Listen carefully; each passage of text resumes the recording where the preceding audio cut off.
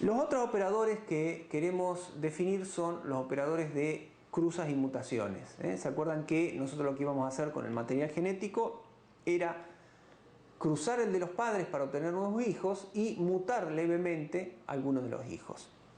En el caso de los algoritmos de computación evolutiva, en particular en los algoritmos genéticos que tienen cromosomas binarios, lo que vamos a hacer es simplemente elegir un punto al azar y cambiar ese bit.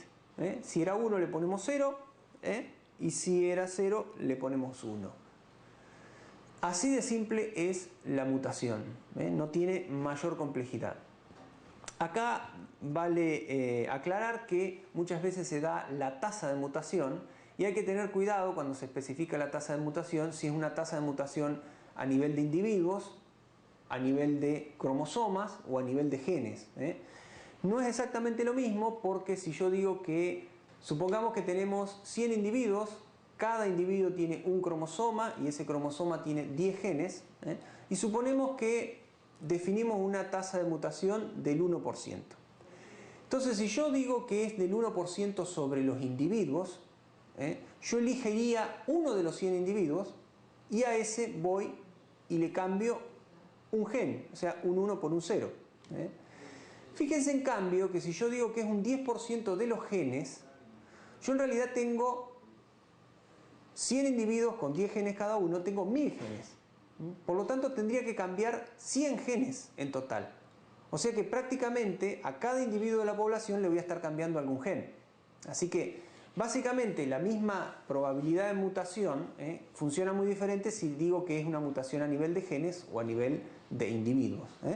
Así que hay que tener cuidado con eso y aplicar correctamente las mutaciones.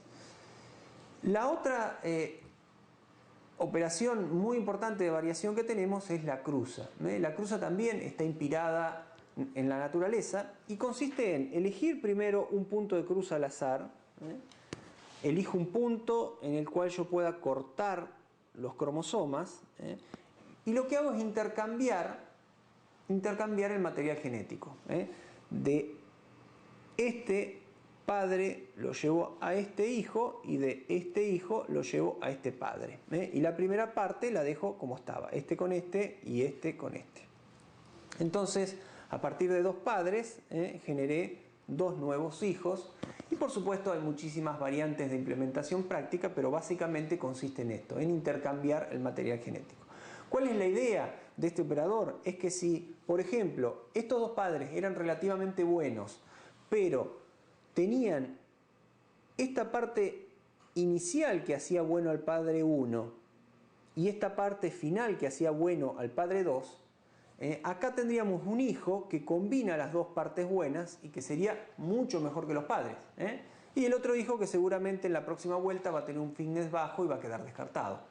Así, la idea es, para las cruzas simples, es ir combinando las mejores partes de los materiales genéticos de los padres.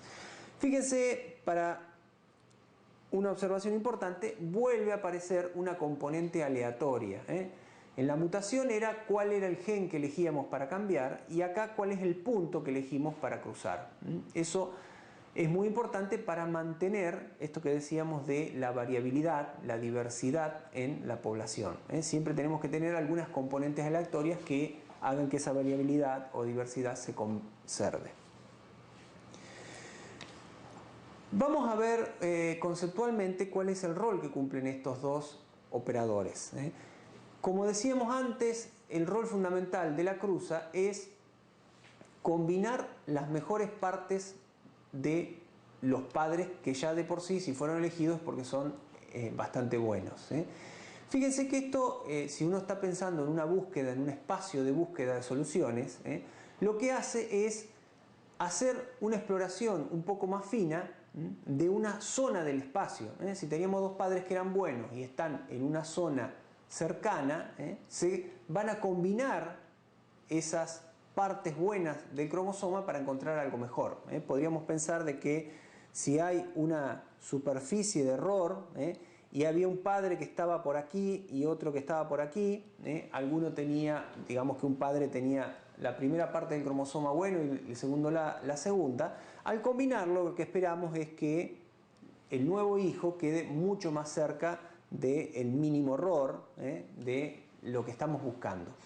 En cambio, el operador de mutación tiene una función muy diferente. Fíjense que la mutación es disruptiva, es algo que cambia completamente y totalmente al azar la función que tenía un cromosoma.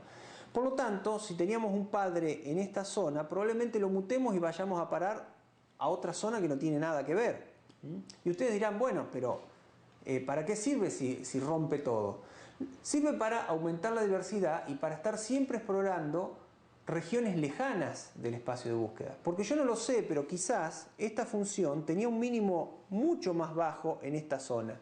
Y si yo me quedo combinando soluciones de esta zona, nunca voy a encontrar este mínimo, que es un mínimo mucho mejor. Entonces lo que hace la mutación es siempre, aunque con una tasa baja, muchas veces del 1 o del 0,5%, siempre estar enviando individuos lejos, a zonas totalmente nuevas del espacio para no perder la capacidad de exploración y la diversidad en la población.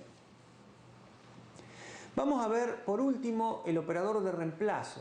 Una vez que yo tengo los padres que salieron en esta generación elegidos y los hijos que se generaron a partir de esos padres, una de las estrategias de reemplazo o reproducción, a veces también se llama así, es reemplazar directamente la población por todos los hijos que acabo de generar. O sea que ese caso sería el que denominamos reemplazo total. Otra alternativa, un poquito más realista y, si se quiere, inspirada en la naturaleza, es que hayan generaciones en las que pueden convivir padres con hijos. Entonces, lo que hacemos, en lugar de hacer un reemplazo total, dejamos vivos a algunos padres y a esos padres le sumamos los hijos generados. Y esa sería la nueva población que comparte un poco la historia, lo que viene de los padres, con los nuevos individuos. En ese caso, denominamos reemplazo con brecha generacional. La brecha generacional sería justamente este conjunto de individuos que comparten o que pueden estar compartidos en dos o más generaciones.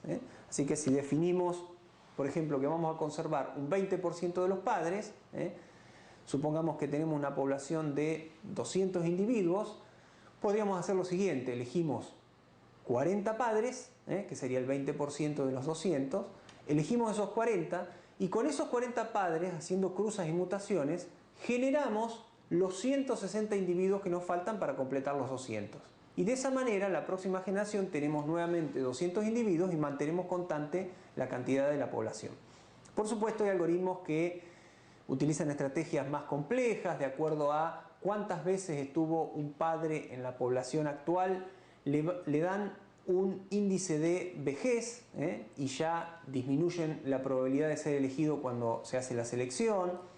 Hay otros algoritmos que utilizan poblaciones de tamaño variable que van cambiando a lo largo del tiempo y bueno, hay muchas alternativas, pero lo básico es esto que estamos comentando acá de la brecha generacional, que es de lo que más se utiliza. Y un último punto interesante que se utiliza mucho es el del elitismo.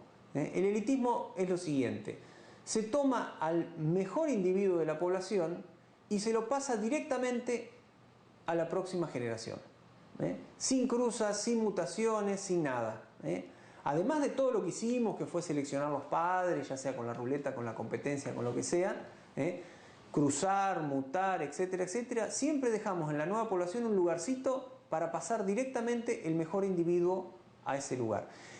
La consecuencia que tenemos de eso es que el fitness, si nosotros graficamos el fitness en función de las generaciones, vamos a observar que tiene esta forma: pega saltos cuando se encuentra un nuevo individuo, y mientras no se encuentre ningún nuevo individuo bueno, el individuo de la elite es el que sigue pasando de generación en generación sin cambio. Si no usáramos el elitismo, probablemente tendríamos alguna curva, acá habría un cambio, puede bajar, acá saldría el otro individuo y así podríamos ver que la curva de la amplitud de los individuos va aumentando, pero no a escalones.